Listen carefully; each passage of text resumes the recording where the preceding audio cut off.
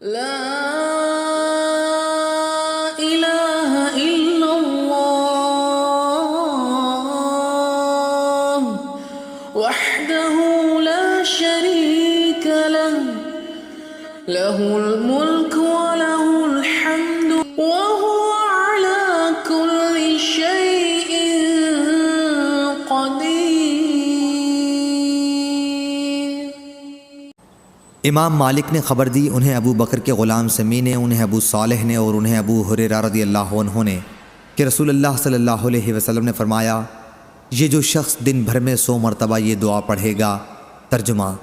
نہیں ہے کوئی معبود سوا اللہ تعالیٰ کے، اس کا کوئی شریک نہیں، ملک اسی کا ہے اور تمام تعریف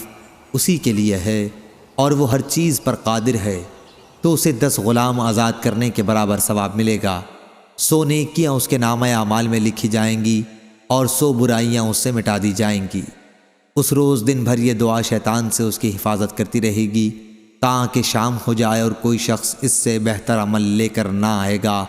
مگر جو اس سے بھی زیادہ یہ کلمہ پڑھ لے۔ صحیح بخاری حدیث نمبر 3293۔ ابو اسحاق نے عمر بن میمون سے روایت کی، کہا جس شخص نے 10 بار لا الہ الا اللہ وحدہ لا شریک لہ لہ الملک ولہ الحمد وہو علی کل شیء قدیر پڑھا،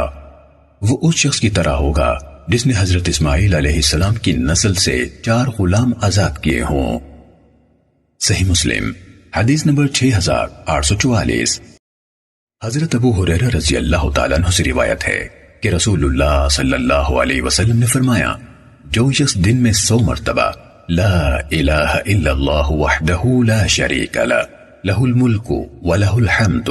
وہو علی کل شیء قدیر،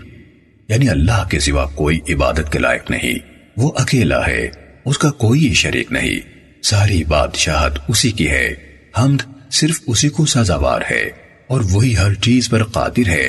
یہ کہے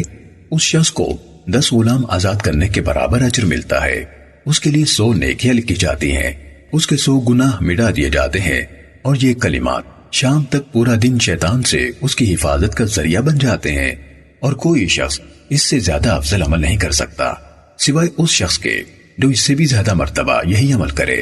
اور جس شخص نے ایک دن میں 100 مرتبہ سبحان اللہ وبحمدہ کہا تو اس کے تمام گناہ معاف کر دیے جاتے ہیں، چاہے وہ سمندر کی جھاگ کے برابر ہوں۔ صحیح مسلم حدیث نمبر 6842۔